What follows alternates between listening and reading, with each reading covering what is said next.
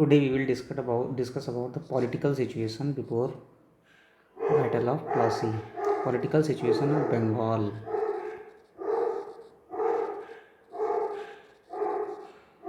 Political situation of Bengal before British East India Company captured it completely.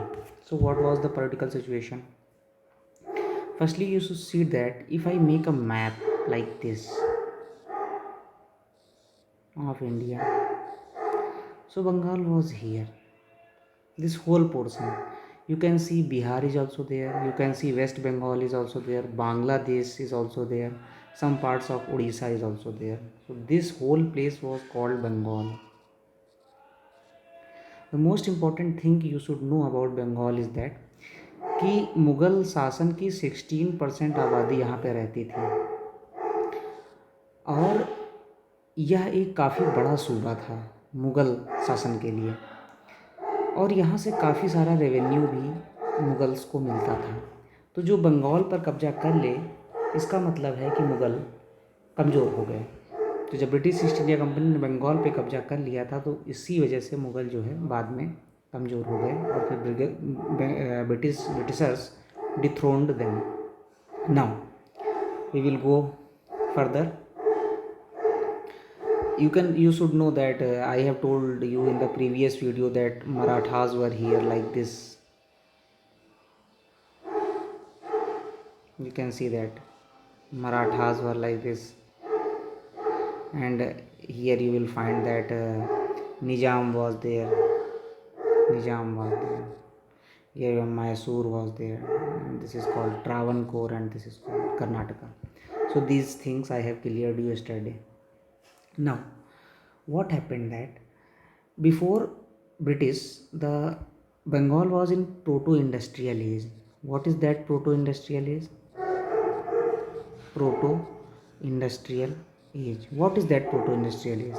Proto-industrial is that situation in which देखो two things will take place. एक तो agriculture होगा और दूसरा क्या होगा, प्रोडक्शन होगा, मैन्युफैक्चरिंग होगी, है ना.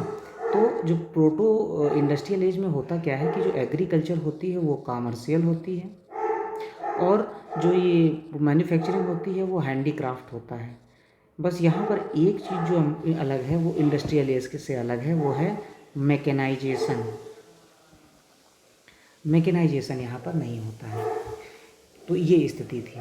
अब हम आगे देखते हैं क्या हुआ ये कि जो मुर्शिद कुली खान था उसके साम्राज्य को समझना ज़रूरी है बिफोर ब्रिटिश इन बंगाल. मुर्शिद कुली खान, ये एक माइक्रो टॉपिक हो सकता है. मुर्शिद कुली खान जो है ही वॉज अपॉइंटेड सूबेदार इन 1770. इंडिपेंडेंट सूबेदार, ही वॉज अपॉइंटेड इंडिपेंडेंट सूबेदार by Farooq Seer through the Farman of 1770. ठीक है, इसको इंडिपेंडेंट सूबेदार घोषित कर दिया गया. इसके पहले जो सूबेदार थे वो इंडिपेंडेंट नहीं थे. Though they were paying taxes to Mughals, still they were independent. Taxes to Mughals but they were independent and the subedari was hereditary. तो Murshid Quli Khan was the first such subedar in Bengal. And he was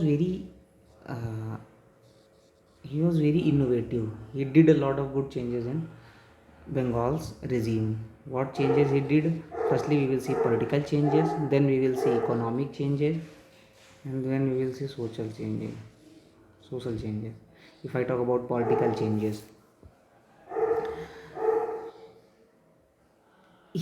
firstly what he did that before मुर्शिद कुली खान जो पिंडारी होते थे, जो कि मराठाओं द्वारा समर्थित होते थे, वो पिंडारी अक्सर हमला किया करते थे. तो मुर्शिद कुली खान ने पिंडारी की समस्या को पूरी तरह ख़त्म कर दिया था. एग्रीमेंट कर लिया था बाजीराव के साथ और पिंडारियों की समस्या ख़त्म हो गई थी. इसके अलावा ये पहला इंडिपेंडेंट, हमने तुमको बताया कि इंडिपेंडेंट हेरिडिटरी सूबेदार था. तो ये एक बात हो गई. अगर हम बात करें इकोनॉमिक चेंजेस की मुर्शिद कुली खान की बंगाल में, तो उसने एक नया रेवेन्यू सिस्टम इजाद किया था जिसका नाम था माल ज़मीनी. ये इनका नहीं था, ये तो फ्रेंच से आया था. फ्रेंच देश में, फ्रांस में भी ये यूज होता था सिस्टम, माल ज़मीनी सिस्टम. इसमें क्या होता था कि बॉन्ड भरा लिया जाता था जागीरदारों से कि आप इतना पेमेंट अगर करते हैं तो ठीक है, अगर आप इस पेमेंट से नीचे पेमेंट करेंगे तो आपकी कोई ना कोई ज़मीन जो भी आपने गिरवी रखी होगी ले ली जाएगी। तो इससे करप्शन की जो संभावना थी वो बहुत नीचे आ गई थी, है ना। और देखो क्या होता था मुग़ल साम्राज्य में कि जमींदार जो होते थे वो क्या करते थे कि जो लोकल प्रांत का सूबेदार होता था उसको कुछ करप्शन का पैसा खिला देते थे और मुग़ल नवाब तक ये बात पहुंचती थी कि उत्पादन सही नहीं हुआ, इस वजह से रेवेन्यू कलेक्शन ज़्यादा नहीं हो पाया, इस वजह से हम आपको कम मनी पे कर रहे हैं। और ये भी मुग़ल साम्राज्य के पतन का एक कारण रहा है, जैसा कि हमने कल देखा। तो माल ज़मीनी सिस्टम में जब बॉन्ड भरा दिया गया तो जागीरदार झूठ नहीं बोल सकते हैं। If they are paying less they will have to pay और they will have to give a piece of land. Okay, so in the bond the piece of land was at stake. Now we will C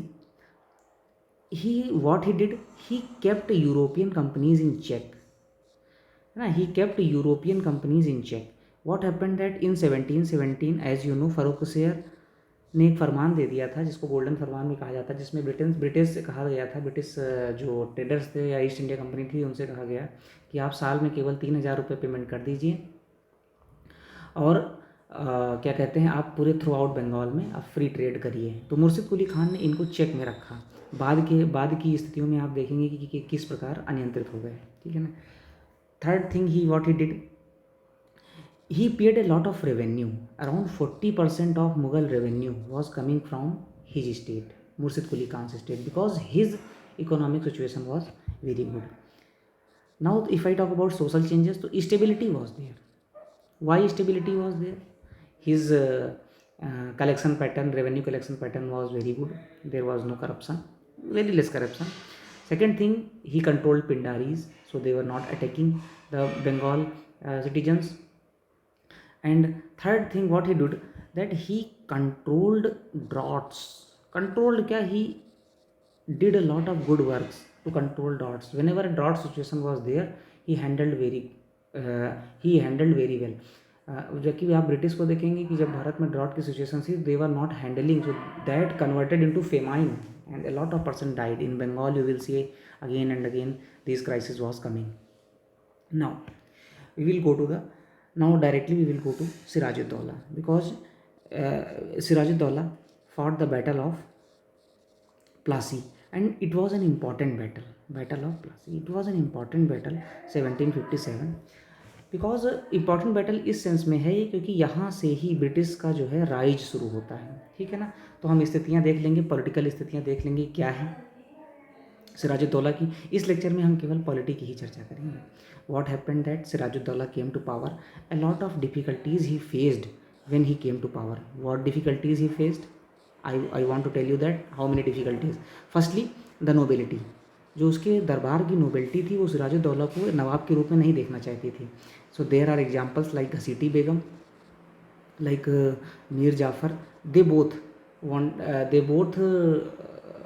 didn't want Siraj-ud-Dawla to be the Nawab of Bengal. First difficulty was this. Second difficulty before Siraj-ud-Dawla was that Europeans were there and they were not listening to anyone. उनको जो फरमान दस्तक का मिला था वो लोग क्या करते थे, उस दस्तक का इस्तेमाल करके ईस्ट इंडिया कंपनी के माध्यम से तो व्यापार करते ही थे और उसी दस्तक का फरमान लेके वो पर्सनल कैपेसिटी में भी व्यापार करते थे। अगर आपके पास दस्तक का फरमान है तो बंगाल में आप कहीं भी अपना सामान लेके जाइए, आपके ऊपर टैक्सेस नहीं पड़ता था, ये व्यवस्था थी। तो यूरोपियंस का जो करप्शन था वो भी उसके लिए एक डिफ़िकल्टी थी। इसके अलावा जो नगर के बैंकर्स थे बंगाल के, वो भी इनसे खुश नहीं थे सिराजुद्दौला से। एग्जाम्पल के रूप में आप लिख सकते हैं जगत सेठ। He was very angry with Siraj-ud-Dawla because he was not paying his dues. I told you the situation of Pindaris. जो पिंडारी थे, they were again coming and they were attacking the Bengal सूबा. So this difficulty was also there, है ना। Europeans, अगर हम Europeans में बात करें तो French and British were there and they were on the verge of fighting each other, as you seen in the Carnatic war they were fighting with each other. So ऐसी situation यहाँ पर भी बन सकती थी क्योंकि फ्रेंच जो थे वो चंदन नगर में अपनी फैक्ट्री बनाए थे बंगाल में, और जो ब्रिटिश थे वो कोलकाता में बनाए थे, और उनके बीच एक नदी का फासला था, हुगली नदी का। तो because of that this situation, this problem was also before there Siraj-ud-Dawla. तो नोबिलिटी हो गई, यूरोपियंस हो गए, बैंकर्स हो गए, पिंडारी हो गए। नाउ वी विल सी कि जब सिराजुद्दौला शासन करने बैठा, okay, so what happened. Sirajuddaulah was in Murshidabad, Murshidabad, Sirajuddaulah was in Murshidabad.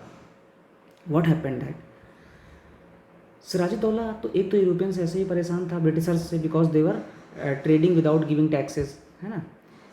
And the second thing what happened that due to the fear of each other, French and British both started fortification. Sirajuddaula said, "Don't do this," but French agreed. British didn't agree. So it also made Sirajuddaula angry that I am sovereign. You are not listening in the matter of taxes.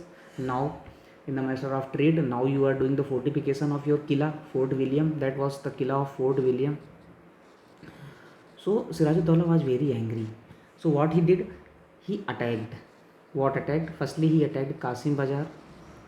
It was a territory under the control of British at that time. Then he captured Fort William. In the Fort William, what happened that in 1756 he did this, है ना. He captured Fort William and then he gave the name to the Fort William. He gave the new name called Ali Nagar. इन्होंने सिराजुद्दौला ने अली नगर को ही जो है क्या कहते हैं नया नाम दे दिया। इसके अलावा एक चीज़ और जो थी इसके अटैक का कारण थी, तो फोर्टिफिकेशन तो था ही, एक व्यक्ति था जिसका नाम था, हम आपको बताते हैं, राजवल्लभ। राजवल्लभ जो था ये सिराजुद्दौला के दरबार में था और इसने करप्शन किया था, और इसने अपना वो जो करप्शन का सारा पैसा था वो अपने बेटे किशन दास के माध्यम से फोर्ट विलियम में भिजवा दिया था। मतलब ये किशन दास भाग के फोर्ट विलियम चला गया। Sirajuddaula said to British that please return miss Kishan Das को मुझे वापस कर दीजिए, but Britishers didn't listen. This also made Sirajuddaula angry. Because of that Sirajuddaula attacked Kasim Bazar and Fort William and captured it. यहाँ पर आप पहली बार देखेंगे कि ब्लैक होल ट्रेजेडी हुई थी, एक black hole tragedy. In this tragedy, in a small room, there were a lot of Britishers, as it is alleged that a lot of Britishers were there in that room, and due to suffocation, a lot of them were died. So Britishers got very angry, and British government ordered the East India Company to retaliate. So two persons, Robert Clive, and one person named was William. He came from Madras to Calcutta to retaliate. And then what happened? In 1757, Treaty of Alinagar was signed. In the Treaty of Alinagar, it was said that Sirajuddaulah तो वापस लौट जाएगा, fort William Britishers को दे दिया जाएगा, सिराजुद्दौला वापस लौट जाएगा, सिराजुद्दौला वापस लौट जाएगा, फोर्ट विलियम पर नहीं रहेगा। बस एक काम ये करना है कि इसकी सॉवरेंटी को स्वीकार करेंगे britishers. Okay, so britishers were agree and this treaty of Alinagar was signed. One more situation was there before this treaty of Alinagar, that was कि अहमद शाह जो अब्दाली था, इस बार उसने इसी समय मथुरा पर अटैक किया। तो सिराजुद्दौला को लगा कि अगर मथुरा तक वो आ गया है तो ये बिहार तक भी आ सकता है, और बिहार में पहले से ही कई अफगान लोग हैं जो कि इसके सपोर्टर बन सकते हैं, and he can capture Murshidabad because Sirajuddaulah was there in Fort William before treaty of Alinagar. So he return to Murshidabad and he did the treaty of Alinagar. Okay, now what happened that now British Sirajuddaulah thought that as I have attacked Fort William and I captured it, so I can again do it. So he was it was said that he was planning to attack Fort William. The Robert Clive was aware of that. So what he did, उसने क्या किया Robert Clive ने मीर जाफर को खुद से मिला लिया, और फिर बैटल ऑफ प्लासी हुआ। इस बैटल ऑफ प्लासी में आप ये पाएंगे कि a lot of means you will find that around 3,000 Britishers were there and 15,000 Bengalis were there. Bengal army was there, 3,000 Britishers were there, and they fought, and Sirajuddaulah lost the battle. Why he lost? Because Mir Jafar and a lot of other generals were betrayed. A lot of other generals betrayed Sirajuddaulah. So because of that Sirajuddaullah's army was defeated. इस प्रकार सिराजुद्दौला का अंत हो गया और मीर जाफ़र को Britishers ने कुर्सी पर बैठा दिया। Now I am going to see what I have left. Give me 5 minutes, give me 2 minutes, so that I can see I have left anything or not.